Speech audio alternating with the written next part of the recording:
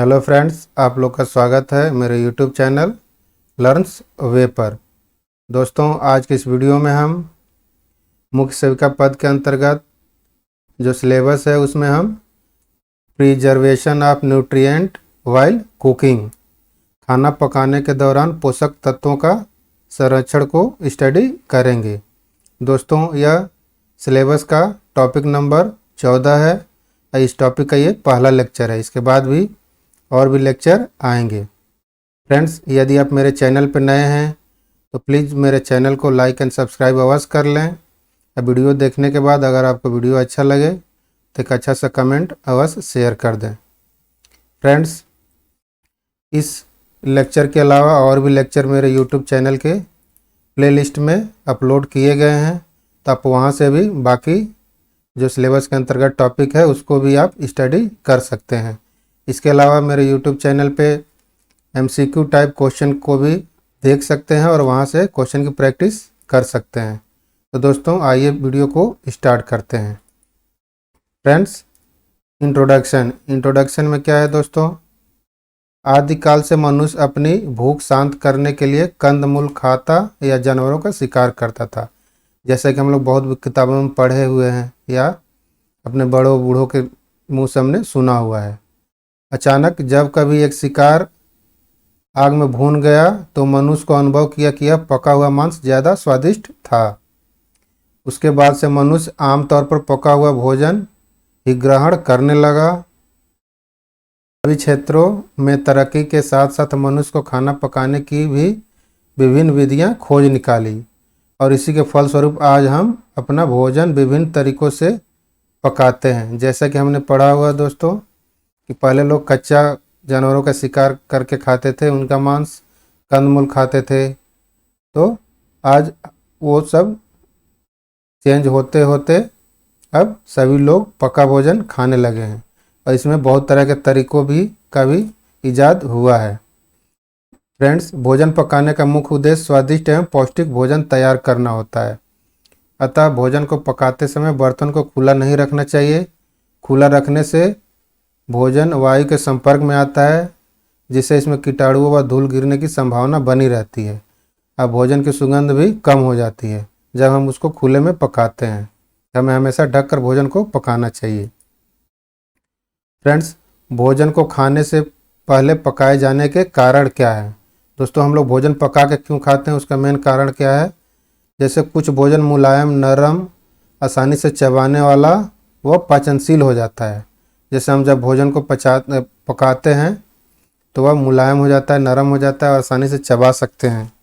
और जैसे आपने देखा होगा, जैसे हम लोग चावल हो गया, बहुत सब्जियां, बहुत सारी चीज़ें सब कुछ पका के खाते हैं, तो ये हमारे लिए पाचनशील हो जाता है, अच्छे से चबा सकता है आदमी। और नेक्स्ट पॉइंट है ताप जो होता है जब हम पकाते हैं, तो जो हानिकारक जो सूक्ष्म जीव होते हैं जो भोजन के अंदर होते हैं उसको नष्ट करके भोजन को सुरक्षित कर देता है और कीटाणु रहित बना देता है। और पकाने से विभिन्न भोज्य पदार्थ में देखने से आकर्षक और रुचिकर लगते हैं।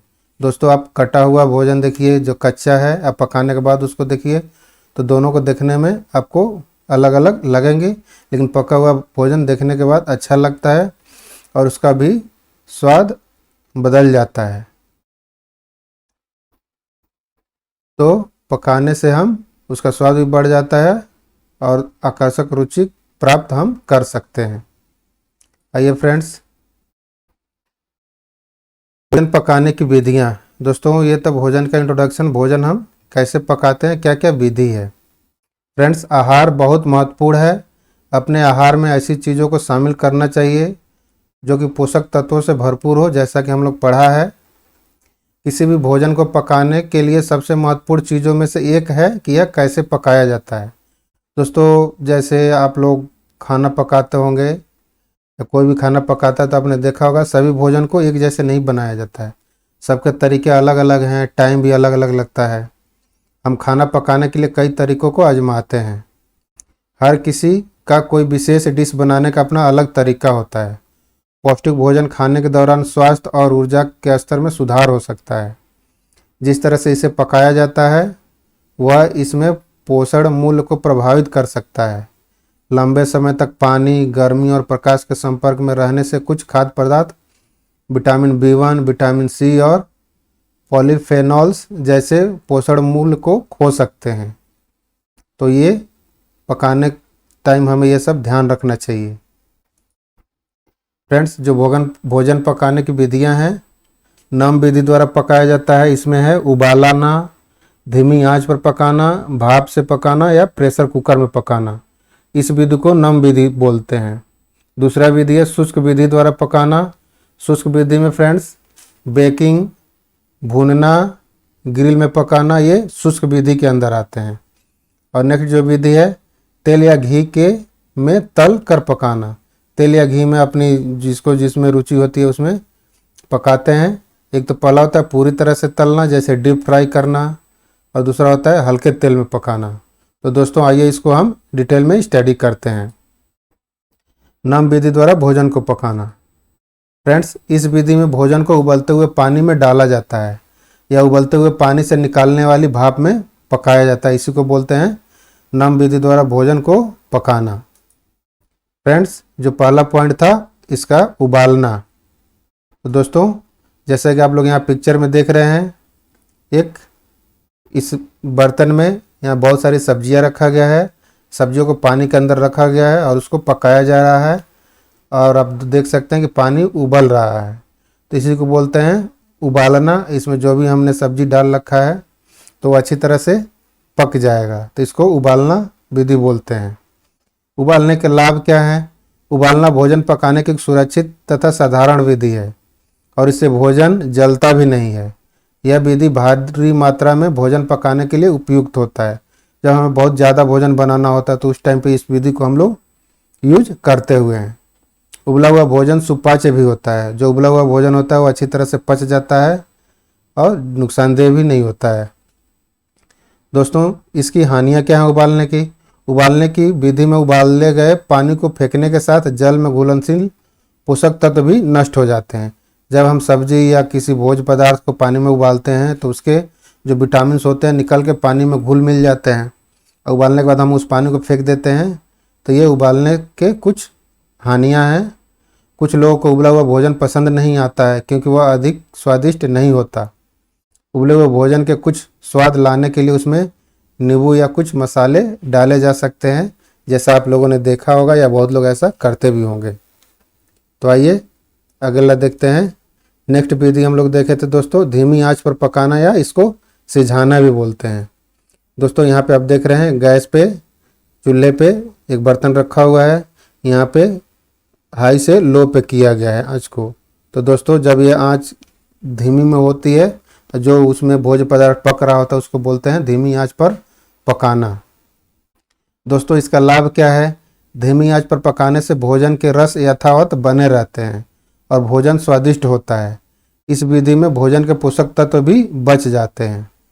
जैसे हम उबाल के पकाते हैं उसके कंपैरेटिवली इसमें हमारे कुछ पोषक तत्व बच जाते हैं जब हम धीमी आंच पे पकाते हैं। भोजन पकाने में लंबा समय लगता है। इसकी हानियाँ ये हैं कि हमारा आंच जब धीमा रहेगा तो भोजन पकने में ज़्यादा टाइम ले सकता है। आइए नेक्स्ट विधि देखते हैं। भाप द्वारा पकाना है, इसको स्टीमिंग भी बोलते हैं।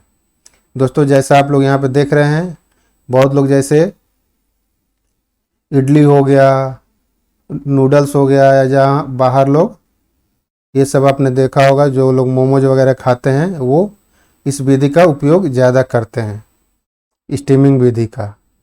तो इसमें हमें भोज्य पदार्थ को रख दिया जाता है नीचे से चूल्हे पर रख के। इसके नीचे पानी होता है, पानी उबलता है और इसमें से स्टीम बनता है। उसी स्टीम से जो हम ऊपर भोज्य पदार्थ रखे रहते हैं वह पकता है। दोस्तों इसके लाभ ये हैं, भाप से पकाने की विधि से पकाने की अवधि कम हो जाती है और पोषक के भोजक तत्वों को संरक्षित रखने में भी मदद मिलती है। जैसा कि जब हम लोग उसको उबाल रहे थे तो पानी के साथ मिक्स था तो हमारा जो पोषक तत्व पानी में मिल जाते थे, लेकिन इसमें हमारे पोषक तत्व बच जाते हैं। भाप से पका भोजन हल्का, पौष्टिक तथा सुपाच्य होता है। इस प्रकार भोजन बीमार लोगों या पाचन प्रक्रिया में विकार वाले लोगों तथा बुजुर्गों के लिए अच्छा होता है। बड़े बच्चों को भी भाप से बना भोजन दिया जा सकता है। तो यह इसमें हमारे जो पौष्टिक होते हैं, पौष्टिक का नुकसान कम होता है। तो ये हम लोग इसके लाभ हैं। इसकी हानियाँ ये हैं कि खाना बनाने की यह धीमी प्रक्रिया है। दोस्तों इसमें खाना बनाने में थोड़ा टाइम लग जाता है तथा काफ़ी समय लेती है। केवल आसानी से पकने वाले खाद्य पदार्थ इस विधि द्वारा पकाए जा सकते हैं। जैसे अब हम आलू रख दें, उसको स्टीमिंग करें तो उसको ज़्यादा टाइम लगेगा, तो वो स्टीमिंग से आलू नहीं पक पाएगा। तो इसीलिए जो आसानी से पकने वाले भोज्य पदार्थ को हम लोग इस पर रखते हैं। यदि निचले बर्तन में पानी की मात्रा उचित नहीं डाली जाए तो हो सकता है कि पानी जल्दी सूख जाएगा और खाद्य पदार्थ पकने से पहले ही बर्तन जलने लग जाता है। अगर ये जो नीचे वाला बर्तन है इसमें पानी हम कम डालते हैं तो ऐसी ये कंडीशन आ सकती है। आइए देखते हैं अगली विधि क्या है फ्रेंड्स। प्रेशर कुकर में पकाना, इसको बोलते हैं प्रेशर कुकिंग। दोस्तों जैसा आप लोग देख रहे हैं सभी लोग के यहाँ प्रेशर कुकर में खाना बनता है। यहाँ गैस के ऊपर प्रेशर कुकर के अंदर भोजन को रख दिया जाता है और इसको ऑन कर दिया जाता है, जिससे हमारा भोजन जल्दी पक जाता है। आइए इसके लाभ देखते हैं। प्रेशर कुकर सभी जीवाणुओं को नष्ट कर देता है। दोस्तों इसमें बॉइलिंग पॉइंट ज़्यादा होती है तो इसमें जो बैक्टीरिया होते हैं उसको नष्ट कर देता है और इस प्रकार हमें पका भोजन सुरक्षित तथा स्वास्थ्यवर्धक होता है। इस प्रकार से पका भोजन आपके लिए लाभदायक होता है। इसमें भोजन जल्दी पकता है, अर्थात इसे उबालने की प्रक्रिया में लगभग 1/3 कम समय लगता है। अगर हम कोई खाना पका रहे हैं, अगर उसमें 4 घंटे लग रहे हैं तो इसको पकाने में हमें उसके कंपैरेटिवली 1/3 कम समय लगेगा। इससे ईंधन की बचत होती है।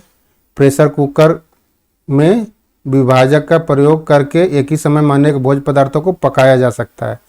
जैसा आपने देखा होगा बहुत लोग अगर दाल बना रहे हैं तो उसी में आलू डाल देते हैं, साथ में एक मग नहीं स्टील का कोई बर्तन होता है उसमें चावल रख देते हैं और ढक देते हैं, तो एक ही साथ में तीनों चीज़ बन जाता है।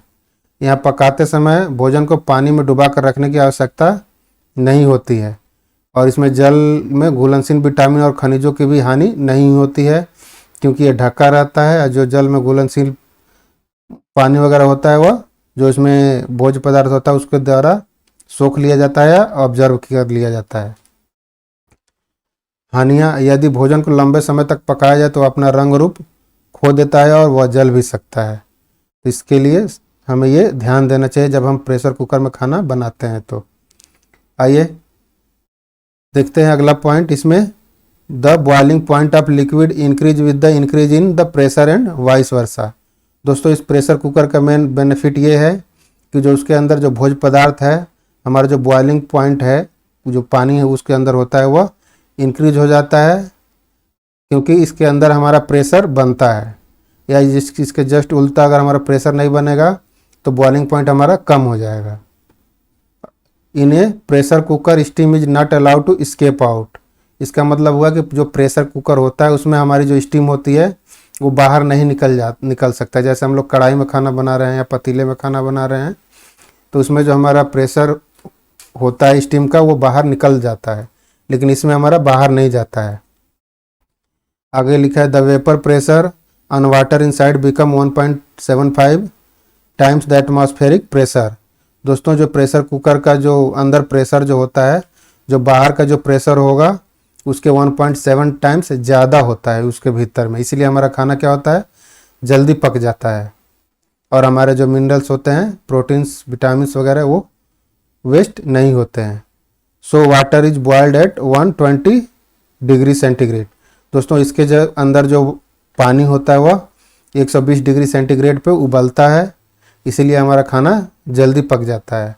इसमें जो हमारा खाना बनता है, जो इसमें प्रेशर बन रहा है, जब इस प्रेशर से जो कुकर के प्रेशर से जो ज़्यादा होता है तो आपने ऊपर देखा होगा ये व्हिसिल लगा हुआ है, ये ऊपर उठ जाता है और जितना प्रेशर अधिक होता है वो रिलीज हो जाता है और ये ऑटोमेटिक बंद हो जाता है। तो इसका मेन फ़ायदा ये है कि जो हमारे ज़्यादा प्रेशर हुए वो एग्जिस्ट कर जाते हैं, स्टीम जो होते हैं, और हमारा भोजन आसानी से पक जाता है। आइए नेक्स्ट देखते हैं। दूसरा विधि था शुष्क ताप विधि द्वारा भोजन को पकाना। दोस्तों शुष्क ताप विधि द्वारा पकाए गए भोजन स्वाद में करारे, रंग में भूरा तथा अच्छी खुशबू वाले होते हैं। जैसे आप ब्रेड खाते हैं, बन खाते हैं, केक और रस्क इत्यादि इसके उदाहरण हैं जो शुष्क ताप विधि द्वारा भोजन को पकाया जाता है। फ्रेंड्स, शुष्क ताप विधि द्वारा भोजन पकाने की 3 विधियां निम्नवत है। बेकिंग, बेक करना, भूनना और आंच पर सेकना। आइए इनके डिटेल में पढ़ते हैं फ्रेंड्स। पहला है बेक करना। दोस्तों, इस विधि में भोजन को एक गर्म बक्से के अंदर बंद करके एक निश्चित तापमान पर पकाया जाता है। इस बक्से को ओवन कहते हैं। जैसे आप लोग ये ओवन देख रहे हैं, जो भी हमें बेक करना होता है फ्रेंड्स, उस भोज पदार्थ को इसके जो ट्रे लगे हुए उसमें हम रख के उसके अंदर डाल के और बंद कर देते हैं। और इधर ये टेम्परेचर सेट करने के लिए होता है कि हमें टाइम सेट करने के लिए होता है कि कितने टाइम पकाना और किस टेम्परेचर पर पकाना है। उतने टाइम के बाद वो ऑटोमेटिक बंद हो जाता है और हमारा भोजन अच्छी तरह से पक जाता है। इसके लाभ क्या हैं? माइक्रोवेव में खाना पकाना आसान तरीके की वजह से लोगों को काफ़ी पसंद आता है। इसमें खाना पकाना बहुत आसान है। माइक्रोवेव एक ऐसा किचन अप्लायंसेज है जो आपका समय बचाने के साथ ही खाना बनाने में भी हमारी मदद करता है। ये टाइम भी बचाता है और खाना हमारे जल्दी बन जाता है। इसमें लोग राइस भी बना लेते हैं और बहुत सारी चीज़ें, पिज़्ज़ा बनाया जाता है। तो ये था आपका बेकिंग विधि। नेक्स्ट विधि है भूनना। दोस्तों, आप लोग जानते हैं होंगे, भूनने की विधि शुष्क ताप पर किसी तवे या रेत पर भोजन को पकाया जाता है। आग पर सेकने में भोजन को आग में प्रत्यक्ष सामने रखकर पकाया जाता है। एक तो भुनना हो गया, तवे के ऊपर रख के, या रेत में जैसे आपने देखा होगा मुरमुरे या चना जो भुना हुआ होता है, ये सब इस विधि से पकाए जाते हैं। जैसे आप देख रहे हैं यहाँ पे, या जो यहाँ पे जो भी हमारा गैस है इसके ऊपर हमने कैप्सिकम रखा हुआ है और यह बैगन को भी इस विधि से पकाया जाता है। लाभ, इस विधि से पकाया भोजन अधिक स्वादिष्ट होता है। यह भोजन में विविधता भी लाता है। ये जो विधि है इसमें भोजन हमारा थोड़ा स्वाद बढ़ जाता है और ये विविधता भी लाता है। यह भोजन पकाने की एक धीमी विधि है। इसमें दोस्तों पकाने में टाइम लगता है। भुनने में भुना हुआ भोजन कई बार शुष्क हो जाता है, इसीलिए इसे चटनी या सॉस के साथ खाना पड़ता है। तो दोस्तों ये था रोस्टिंग विधि। आइए नेक्स्ट विधि देखते हैं, आग पर सेकना, यानी इसको बोलते हैं ग्रिलिंग। इस विधि से भोजन को चमकदार आग में तथा अधिक प्रत्यक्ष ताप पर पकाया जाता है, जैसे कि हम लोग वहाँ पे जो रोस्टिंग कर रहे थे। तथा यह भूनने की विधि से धीमी विधि है। जो हम भून रहे थे उसकी विधि से यह कम धीरे धीरे ये प्रक्रिया पूरी होती है। इसमें भोज्य पदार्थ को लोहे की सलाख या ग्रिड पर लगाकर आग के ऊपर या बिजली से चलने वाले ग्रिल बार के ऊपर सेका जाता है। इसमें लोहे की सलाख पर तेल लगाया जाता है ताकि भोजन उस पर चिपके नहीं और इसे चारकोल गैस या बिजली के उपकरण पर सेका जा सकता है। जैसा कि आप लोग देख रहे हैं, जो बाहर खाना खाते हैं उनको ज़्यादा पसंद है। ये देख रहे हैं नीचे ये आँच है और ये चमकदार आँच है और इसमें हमारा जो भोजन को पकाना है उसको हम, ये जो इसमें लोहे वाली रॉड है इसमें हम लगा के रख देते हैं और इसको चारों तरफ से सेक के फिर उसको हम सर्व कर देते हैं। लाभ क्या है? भूनने की विधि के समान सेकने की विधि से भी भोजन में अच्छा स्वाद आता है। आप इस विधि का प्रयोग करके विभिन्न प्रकार के व्यंजन बना सकते हैं। आइए नेक्स्ट विधि देखते हैं, तलना विधि द्वारा भोजन को पकाना। खाद्य पदार्थों को गर्म घी या तेल में पकाने की विधि को तलना कहते हैं। घी या तेल अधिक ताप पर गर्म किया जा सकते हैं, जिसके फलस्वरूप जब खाद्य उसके संपर्क में आता है तो वह शीघ्र ही पक जाता है। इस विधि द्वारा पकाया गया भोजन स्वादिष्ट होने के कारण हमारे भोजन में आमतौर पर प्रयोग किया जाता है। तो दोस्तों इस विधि का जो प्रयोग है डीप फ्राई बोलते हैं, जिसको तेल में फ्राई करना होता है तेल में फ्राई करता है। बहुत सारे और भी लिक्विड आते हैं जो लोग यूज करते हैं और ये लोगों में खास करके ज़्यादा पसंद किया जाता है। फ्रेंड्स, इसकी भी 3 विधियाँ होती हैं। पहली है सोटेइंग, दूसरा है कम घी या तेल में पकाना, तीसरा है ज़्यादा घी या तेल में पकाना। आइए इन विधियों को डिटेल में स्टडी करते हैं। फ्रेंड्स, अगर आपको वीडियो अच्छा लग रहा हो तो प्लीज़ लाइक करते रहिए। तलना विधि द्वारा भोजन को पकाना, इसमें पहला विधि था सोटेइंग। ये दोस्तों सभी लोग को मालूम होगा कि हमें क्या करते हैं कि हमें अगर कोई चावल फ्राई करना है या हम चावल फ्राई करते हैं या कुछ हमें डीप फ्राई नहीं करना होता है तो किसी फ्राई पैन में थोड़ा सा ऑयल या घी डाल के उसमें जिसको हमें फ्राई करना होता है उसमें उसको डाल के घुमा घुमा के उसको हम चलाते रहते हैं, थोड़ा सा ब्राउन हो जाता है फिर निकाल लेते हैं। इसी को बोलते हैं सोटेइंग विधि। इस विधि में थोड़ी सी मात्रा में घी गर्म करके खाद्य पदार्थ को उसमें लगातार हिलाते हुए तला जाता है जब तक वह घी को सोख ले। आमतौर पर इस विधि का प्रयोग भोजन की पूर्व तैयारी के रूप में किया जाता है, जैसे खाना बनाने के बाद फ्राई किया जाता है। जैसे सब्जियों का पुलाव बनाने से पहले सब्जियों को कम घी में इस विधि द्वारा तला जाता है। इसी प्रकार नूडल या मीट के पतले टुकड़े को आदि भी तले जाते हैं। नेक्स्ट विधि है कम घी या तेल में तलना। जैसा कि आप लोग देख रहे हैं दोस्तों, इस विधि का उपयोग पराठा बनाने के लिए यूज होता है। इस विधि द्वारा खाद्य पदार्थों को एक कम या गहरे बर्तन जैसे फ्राई पैन, तवे या थोड़ी घी में डालकर तला जाता है। तलने की प्रक्रिया के दौरान खाद्य पदार्थ को एक या दो बार पलट दिया जाता है ताकि वह दोनों तरफ से एक जैसा भूरे रंग का हो जाए। इस विधि में आमतौर पर उतना ही घी या तेल डाला जाता है जितना खाद्य पदार्थ सोख ले, ज़्यादा हम घी नहीं डालते हैं। इस विधि द्वारा पकाए जाने वाले खाद्य पदार्थ हैं पराठे, आमलेट, आलू की टिक्की, पूड़ा इत्यादि। तो ये था आपका कम घी या तेल में तलना। अगली विधि है फ्रेंड्स ज़्यादा घी या तेल में तलना। जैसा कि आप लोग देख रहे हैं ये जो बर्तन है इसमें ज़्यादा तेल या घी होगा और इसको हम बोलते हैं डीप फ्राई। ये पकौड़े या पूड़ी तलने के लिए यूज किया जाता है। आइए देखते हैं। इस विधि में खाद्य पदार्थ गर्म घी या तेल में पूरी तरह डुबो दिया जाता है। जैसे आप लोग देख रहे हैं यहाँ पे पकौड़ा पूरी तरह से डूबा हुआ है और घी या तेल को गर्म करने के लिए गहरे बर्तन जैसे कढ़ाई का इस्तेमाल किया जाता है। आप लोग यहाँ पे देख सकते हैं कढ़ाई को आधा या 2/3 तक तेल या घी से भरकर आंच पर रख दिया जाता है। जब यह अच्छी तरह से गर्म हो जाए तो तले जाने वाले खाद्य पदार्थ को इसमें डाल दिया जाता है जो गर्म वसा के संपर्क में आते ही तुरंत पक जाता है। इस विधि का आमतौर पर पूड़ी, पकौड़े, कटलेट, समोसे इत्यादि तलने के लिए ज़्यादा ये यूज होता है। तो दोस्तों आइए देखते हैं अगला पोषक तत्वों का संरक्षण। फ्रेंड्स अभी तक हमने पोषक तत्व जो हमारा खाना पकाने के दौरान जो पोषक तत्व है कैसे पकाए जाते हैं, इनका इम्पोर्टेंस क्या है, हम पकाते क्यों हैं भोजन, ये सब हमने स्टडी किया।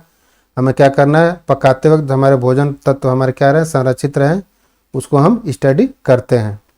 भोजन तैयार करते व पकाने की प्रक्रिया के दौरान पोषक तत्वों को सुरक्षित रखने की प्रक्रिया को ही पोषक तत्वों का संरक्षण कहते हैं। कुछ समान पद्धतियों का प्रयोग करके हम भोजन के पोषक तत्वों का संरक्षण कर सकते हैं जो निम्नवत आप यहाँ पे देख सकते हैं। सब्जियों को काटने से पहले धोना चाहिए ताकि उनके खनिज व विटामिन नष्ट न हो। भोज्य पदार्थों को आवश्यकता से अधिक नहीं धोना चाहिए। जैसे कि आप लोग देख रहे हैं सब्जी धुल के काटना चाहिए, न कि मैक्सिमम लोग को आपने देखा होगा कि वो काटने के बाद धुलते हैं। धुलने के बाद उसमें विटामिन नष्ट हो जाते हैं जो पानी के साथ निकल जाते हैं कुछ हद तक। सब्जियों के छिलके निकालते समय ध्यान रहे कि छिलकों को जितना हो सके पतला छीलें क्योंकि इनके नीचे ही विटामिन और खनिज होते हैं। अगर हम ज़्यादा छील देंगे उनके नीचे ही अगर विटामिन खनिज हैं तो वो हमारे छिलके साथ निकल जाएंगे। तो ये ऐसे हम पोषक तत्वों का संरक्षण कर सकते हैं। अगला है सब्जियों को भोजन पकाने से ठीक पहले बड़े बड़े टुकड़ों में काटा जाना चाहिए क्योंकि छोटे टुकड़ों में काटने से पोषक तत्वों की हानि होती है। यदि सब्जियों को पानी में पकाना है तो इन्हें उबलते हुए पानी में डालना चाहिए। अगला है भोजन पकाने के लिए आवश्यकता अनुसार ही पानी का प्रयोग करें। जितनी हमारी पानी की ज़रूरत होती है उतना ही डालें, नहीं तो पानी ज़्यादा हो जाएगा तो फिर हमें पानी फेंकना पड़ेगा।